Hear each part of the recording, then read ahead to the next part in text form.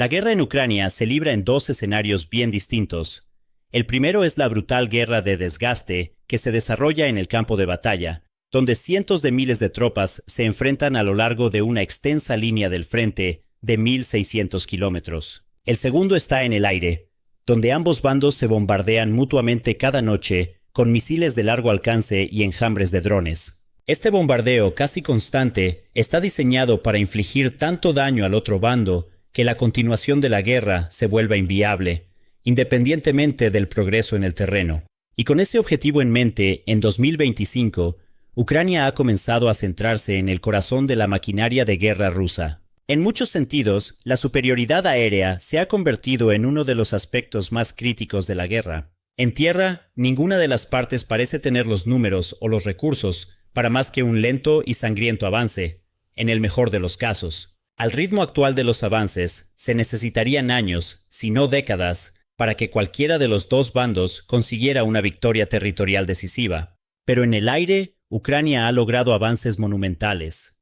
Han estado atacando objetivos tanto en los territorios ocupados en el Donbass, Crimea, Jersón y los oblasts de Zaporizhia, como cada vez más adentro de Rusia desde 2022. Pero intensificaron seriamente el ritmo a principios del verano de 2025, con objetivos principales en tres categorías. En primer lugar, se centró en instalaciones militares o sitios dentro del complejo militar industrial, como fábricas que producen equipos o componentes militares. Según un informe reciente compilado por el sitio web ucraniano United 24 Media, un total de 132 instalaciones militares fueron alcanzadas durante 2025, incluyendo 91 ataques a instalaciones del complejo militar industrial, 25 ataques a instalaciones militares declaradas y 16 ataques a aeródromos. Eso equivale a un ataque exitoso a un objetivo militar importante cada 3 días. La más famosa y probablemente la de mayores consecuencias fue la operación denominada Operación Telaraña, llevada a cabo el 1 de junio. Los servicios de inteligencia ucranianos introdujeron de contrabando docenas de drones en Rusia y los ensamblaron en camiones lanzadores especialmente diseñados. Luego, los camiones fueron conducidos cerca de bases aéreas rusas críticas, donde se albergaba la flota rusa de bombarderos nucleares estratégicos, y los drones fueron lanzados contra ellos. El ataque tomó a los rusos completamente por sorpresa. Los bombarderos estaban al aire libre, sin protección, en línea con el recién expirado Tratado de Control de Armas Nucleares, New START, que obligaba tanto a Estados Unidos como a Rusia a estacionar sus bombarderos en lugares donde pudieran ser vistos por la vigilancia satelital. Cuando el polvo se asentó, al menos 7 bombarderos, Tu-95 y Tu-22 M3 habían sido destruidos o dañados, junto con un par de aviones de transporte y de alerta temprana. 4 bases aéreas en total fueron alcanzadas con éxito. La base aérea de Belaya en el Oblast de Irkutsk, la base aérea de Olenia en el Oblast de Murmansk, la base aérea de Diaghilevo en el Oblast de Ryazan y la base aérea de Ivanovo en el Oblast del mismo nombre. Otra base aérea crítica atacada por Ucrania fue la base aérea de Kanskaya en la República de Adigueya. Este centro logístico clave de retaguardia de las Fuerzas Aeroespaciales Rusas, o VKS, fue atacado durante la noche del 28 de diciembre. Pero no solo fueron bases aéreas lo que Ucrania atacó. También se dirigió a instalaciones que producen el equipo militar de Rusia durante todo el año, y con gran efecto. El 28 de mayo, por ejemplo, las Fuerzas de Operaciones Especiales y los Servicios de Inteligencia de Ucrania, o SBU, atacaron la planta Kronstadt en Dubna, en el Oblast de Moscú. Como productora de drones Orion y Nokhodets, Grom y Helios, entre otros, la planta, que atraviesa todo tipo de problemas financieros en este momento, es un nodo crítico en la cadena de producción de vehículos aéreos no tripulados de Rusia. Esa misma noche, en la misma ciudad, unidades del SBU también atacaron la planta Raduga, fabricante de misiles de crucero como los KH-100, 1-555, KH-69 y KH-59MK, con los que Rusia ataca regularmente a Ucrania. En lo que fue una noche particularmente intensa para el complejo militar industrial ruso, especialmente en la región de Moscú, las fuerzas de drones de las Fuerzas Armadas de Ucrania También atacaron la planta Angstrom, que desarrolla y produce componentes microelectrónicos ampliamente utilizados por el ejército ruso. Más tarde, el 26 de julio, drones ucranianos habrían alcanzado y dañado 2 edificios en la planta Signal, en la ciudad de Stavropol. La planta es uno de los principales productores de equipos de guerra electrónica de Rusia, incluyendo radares, radionavegación y equipos de radiocontrol remoto. La segunda categoría principal de objetivos alcanzados por los ataques de largo alcance ucranianos fueron los objetivos logísticos. Estos incluyeron 30 ataques a subestaciones eléctricas, 28 ataques a infraestructuras logísticas y 15 ataques a puertos rusos. La ciudad de Belgorod, la gran ciudad rusa más cercana a la frontera con Ucrania, ha soportado la peor parte de los ataques a la infraestructura eléctrica. La subestación Luch fue atacada el 5 de octubre, causando apagones generalizados, mientras que otro ataque el 28 de septiembre tuvo como objetivo la central térmica de Belgorod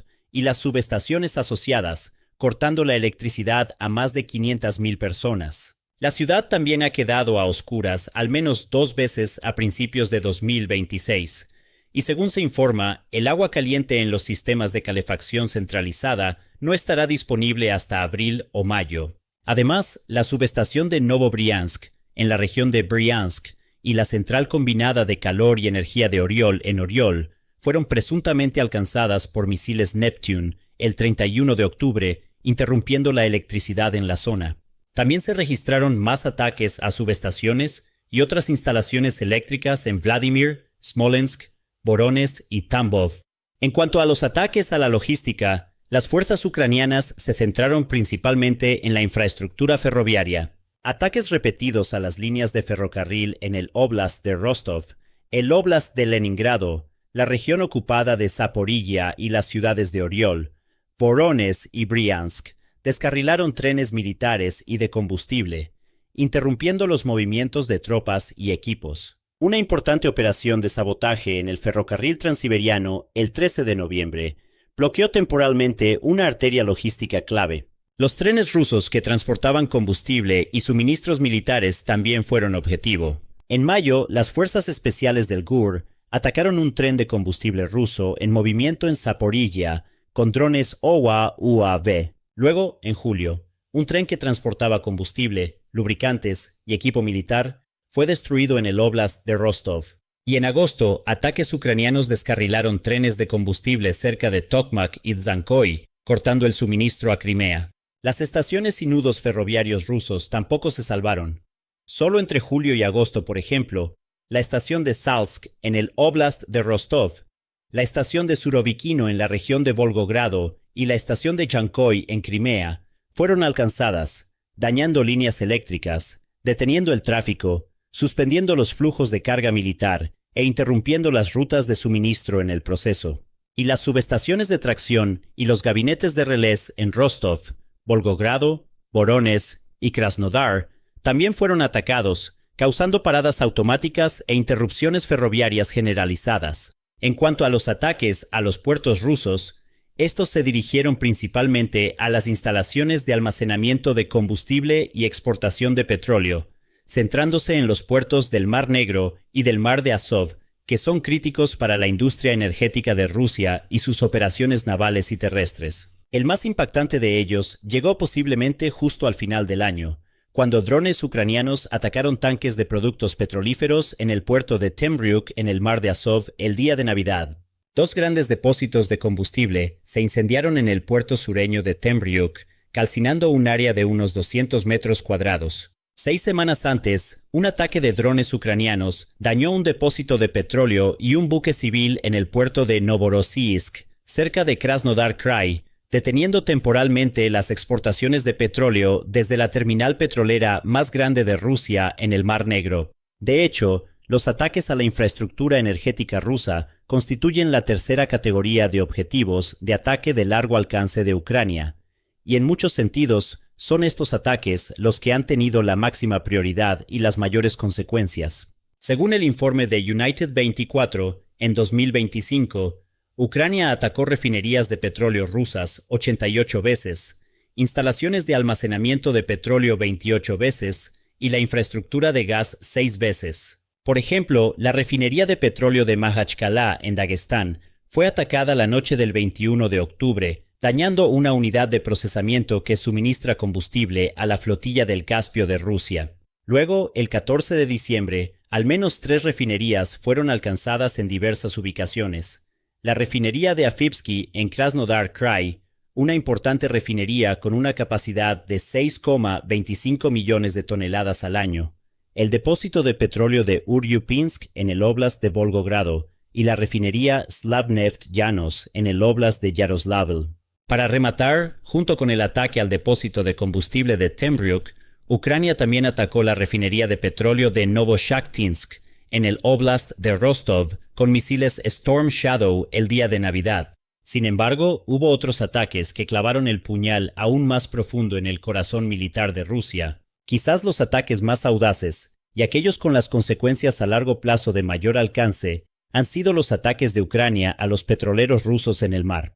Estos petroleros forman parte de la llamada Flota Fantasma de Rusia, que continúa transportando petróleo ruso a pesar de las sanciones occidentales. Durante el año, al menos 11 petroleros de la Flota Fantasma han sufrido daños críticos tras ser atacados por drones o sufrir explosiones externas no especificadas. El SBU ha reivindicado la autoría de 4 de estos ataques, sin negar deliberadamente los otros, y ha dejado claro que su intención es dañar sustancialmente los ingresos por exportación de crudo por vía marítima de Rusia. Los ataques a los petroleros comenzaron en realidad a finales de diciembre de 2024, cuando el Ursa Major, un buque de carga propiedad de una empresa afiliada al Ministerio de Defensa ruso, se hundió en el Mediterráneo tras varias explosiones. Continuaron durante los meses de invierno de principios de 2025. El petrolero de crudo Sycharm resultó dañado a mediados de enero mientras se encontraba en las proximidades del puerto turco de Ceyhan.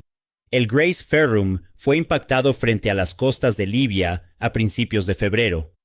El Sea Jewel fue alcanzado en el puerto italiano de Savona el 15 de febrero, y el petrolero Koala sufrió daños por explosiones mientras estaba atracado en el puerto ruso de Ust-Luga, en el mar Báltico. Aunque los detalles sobre la causa de las explosiones en todos estos casos siguen siendo algo confusos, los expertos creen que probablemente fueron el resultado de minas Lapa, pequeñas cargas explosivas con potentes imanes que se adhieren al casco de un barco.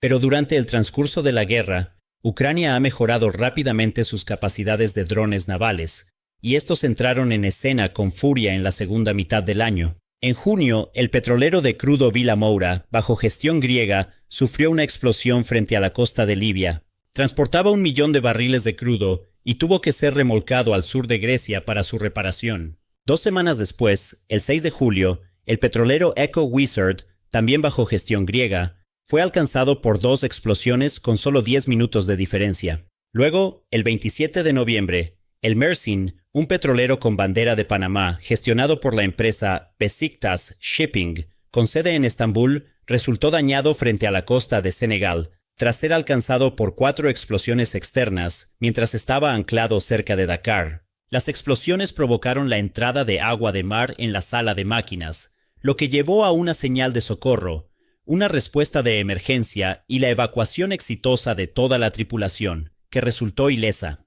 Aunque Ucrania no ha reivindicado la autoría del ataque, y las autoridades navales negaron la implicación de drones navales, dado lo que ocurrió justo después, parece que los drones navales ucranianos, en particular sus nuevos drones marítimos Z-Baby, fueron los probables culpables. En noviembre, el SBU de Ucrania comenzó a desplegar abiertamente los Sea Babies para atacar buques comerciales rusos, dañando 3 petroleros de la Flota Fantasma en el Mar Negro en ataques de los que se atribuyó la responsabilidad el 28 de noviembre y el 10 de diciembre. A estos ataques le siguió un ataque con drones aéreos a un petrolero en el Mediterráneo el 19 de diciembre, los primeros ataques deliberados y abiertos contra buques comerciales vistos en la guerra. En conjunto, estos ataques elevan el número de petroleros fantasma puestos fuera de servicio por completo o dañados significativamente por Ucrania en 2025 a al menos 11, incluyendo 8 petroleros de crudo. La pérdida de los propios petroleros representa un golpe financiero bastante considerable para Rusia.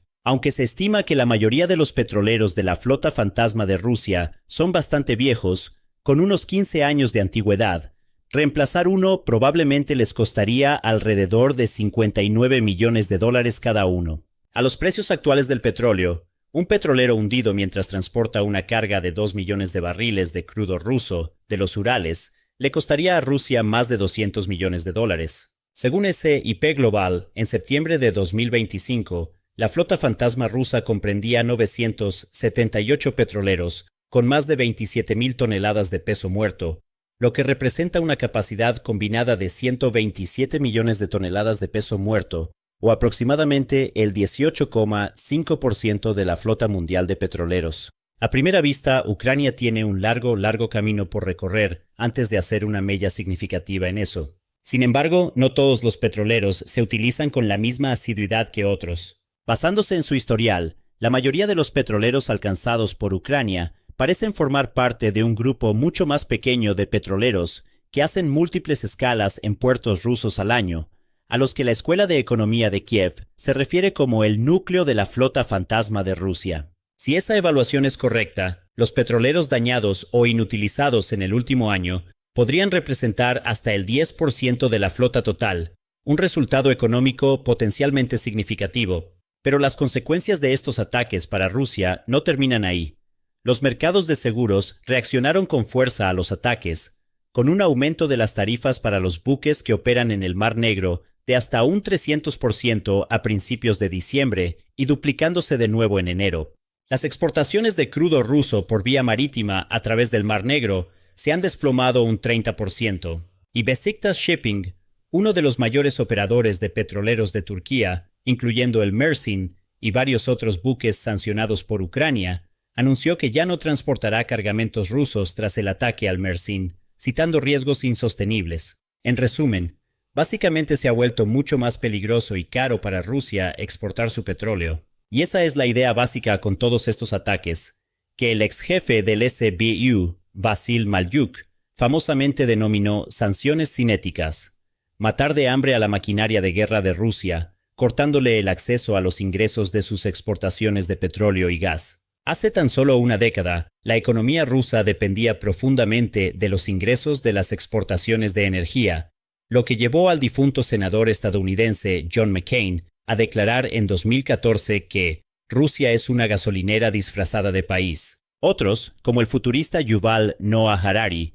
el representante estadounidense Denny Heck y el ex jefe de política exterior de la UE, Josep Borrell, ampliaron la noción, sosteniendo que Rusia es una gasolinera con armas nucleares, o derivados de la afirmación. Hasta la mitad de los ingresos estatales rusos provenían de las exportaciones de petróleo y gas a mediados de la década de 2010. Sin embargo, esa proporción ha disminuido de manera constante y significativa a lo largo de los años, a medida que Rusia ha diversificado cada vez más su economía. En 2024, los ingresos por petróleo y gas alcanzaron los 11,1 billones de rublos, unos 120.300 millones de dólares, lo que representa el 30% del presupuesto federal, una disminución del 60% en poco más de una década. Oficialmente, el presupuesto de defensa de Rusia para 2025 fue de 13,5 billones de rublos, unos 177.000 millones de dólares al cambio actual.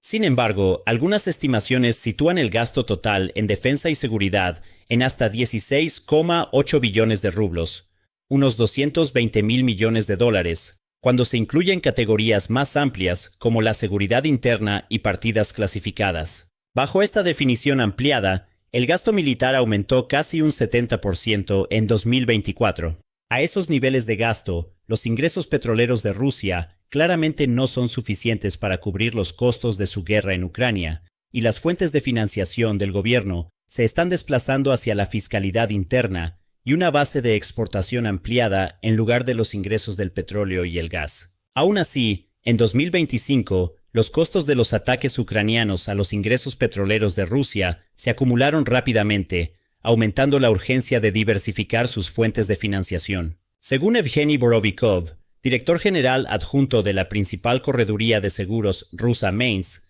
El sector petrolero ruso incurrió en más de 13.000 millones de dólares en pérdidas directas e indirectas como resultado de los ataques de drones ucranianos en 2025. El daño financiero directo a las instalaciones de petróleo y gas por los ataques de drones y misiles superó los 100.000 millones de rublos, aproximadamente 1.300 millones de dólares, y los ingresos perdidos y los impactos indirectos elevaron el costo total a más de 1 billón de rublos, unos 13.100 millones de dólares al cambio actual. La consultora Argus informó de una fuerte caída en las entregas de crudo a través de oleoductos a las refinerías rusas, que cayeron a su nivel más bajo en 15 años. En 2025, las refinerías rusas recibieron 228,34 millones de toneladas de crudo, un 1,6% menos que en 2024. La producción total de refinado nacional cayó un 1,7%,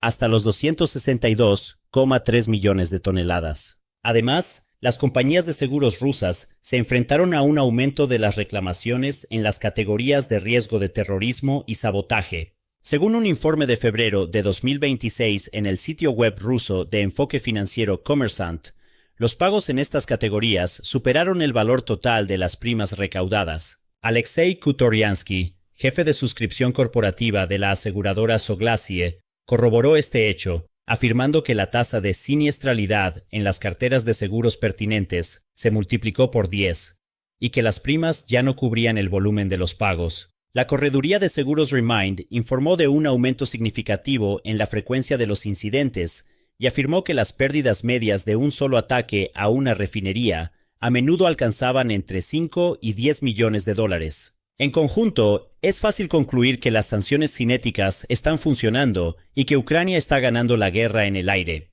Parece que, junto con las innumerables sanciones de las naciones occidentales, los ataques de largo alcance ucranianos están llevando progresivamente a Rusia al punto en que ya no puede financiar su guerra ni justificar su continuación ante el público y las élites financieras rusas. El problema es que hay dos bandos participando en esta guerra aérea, y se requiere una gimnasia mental considerablemente mayor para llegar a la misma conclusión cuando se observa el daño que los ataques recíprocos de Rusia están causando a Ucrania. En 2025, el tamaño de los bombardeos nocturnos de Rusia superó consistentemente a los de Ucrania, típicamente por varias veces, y estos se intensificaron considerablemente en la segunda mitad del año. Eso fue en respuesta a los ataques ucranianos de verano a la infraestructura petrolera rusa, que causaron temporalmente escasez de gasolina, una prohibición de las exportaciones de petróleo y colas en las gasolineras en múltiples regiones. Según datos compilados por United 24, Rusia lanzó alrededor de 2.400 misiles y más de 100.000 drones de diversos tipos durante los ataques de largo alcance en 2025. Ambas partes han afirmado regularmente tasas de intercepción de más del 90%, lo que implica que aproximadamente 10.000 drones de largo alcance rusos y 240 misiles alcanzaron sus objetivos durante el año. Esas son cifras aleccionadoras en comparación con las cifras ucranianas, especialmente si se considera cuánto más grande es Rusia que Ucrania. No solo Rusia está asestando muchos más golpes, sino que el mero hecho de que Rusia tenga 3 veces la población y una infraestructura repartida en un territorio tan vasto hace que sea mucho más difícil para Ucrania hacer una mella significativa y duradera. Debido a la estricta censura de los resultados de los ataques rusos en Ucrania, es muy difícil tener una idea precisa de cuánto daño causaron los muchos cientos de ataques a la infraestructura militar y al complejo militar industrial ucraniano reivindicados por Rusia. Pero el hecho de que la fabricación de drones ucranianos, por ejemplo, se lleve a cabo en circunstancias de máximo secreto por temor a los ataques rusos, lo dice todo. Por el contrario, las fábricas de drones rusas como Kronstadt y Alaburga están a la vista de los operadores de drones ucranianos. Pero mientras que el daño militar sigue siendo un tema de especulación por ahora, la creciente catástrofe humanitaria causada por los implacables ataques rusos a la infraestructura energética ucraniana, justo en medio de un invierno en el que las temperaturas en Ucrania han caído regularmente por debajo de los 10 grados Celsius bajo cero, es evidente. Para enero de 2026, la capacidad de generación disponible de Ucrania había caído de 33,7 gigavatios a unos 14 gigavatios, aproximadamente un tercio de los niveles previos a la invasión, incluyendo la destrucción del 90% de la generación de energía térmica, el 50% de las instalaciones hidroeléctricas dañadas y el 40% destruidas. Las necesidades de reconstrucción a largo plazo del sector energético ya se estiman en 68,000 millones de dólares, y los ataques nocturnos continúan sin cesar. Como resultado, cosas básicas como la electricidad, la calefacción, el agua saliendo de los grifos y un sistema de alcantarillado funcional se han convertido en lujos para la mayoría de los ucranianos de a pie. Más de 600,000 residentes de Kiev, aproximadamente 1 de cada 5, habrían seguido el llamado del alcalde Vitaly Klitschko de huir de la ciudad durante el invierno. Los horarios de energía de emergencia han estado en funcionamiento en todo el país durante semanas sin un final a la vista, y la mayoría de las regiones, la mayoría de los días, tienen suerte si ven 4 horas de electricidad al día. Como pueden imaginar, tratar de mantener una economía a flote en estas circunstancias, y mucho menos vivir con un mínimo de comodidad, es un desafío, por decirlo menos. Millones de residentes de ciudades de todo el país se han quedado sin calefacción durante días, con las aguas residuales congelándose en las tuberías de muchos edificios como resultado. Esto ha obligado a algunos residentes a recurrir a medidas de emergencia como usar arena para gatos cuando la naturaleza llama, como Maxim Bakhmatov, de la Administración Estatal del Distrito de Desnyansky, lo expresó sin rodeos recientemente. Es desagradable, humillante y antieuropeo cavar hoyos, instalar baños portátiles, usar bolsas de plástico y arena para gatos, pero hay que sobrevivir. Las tuberías ya están reventando en Goloseevo y la mierda está saliendo por las ventanas. A juzgar por el creciente número de protestas contra los cortes de electricidad por parte de los ciudadanos ucranianos y los comentarios en los canales de Telegram ucranianos, un número creciente de ucranianos está cuestionando la sensatez de escalar los ataques de largo alcance a la infraestructura energética rusa cuando las consecuencias son tan graves. Los rusos, con la excepción quizás de Belgorod, no están sintiendo los efectos de la guerra aérea en la misma medida que ellos. ¿Lograrán las sanciones económicas y cinéticas, junto con el estancamiento militar, poner de rodillas a Rusia en 2026? ¿O serán los ejércitos de ucranianos congelados, armados con bolsas llenas de arena para gatos usada, quienes fuercen al gobierno ucraniano a una conclusión desfavorable de la guerra?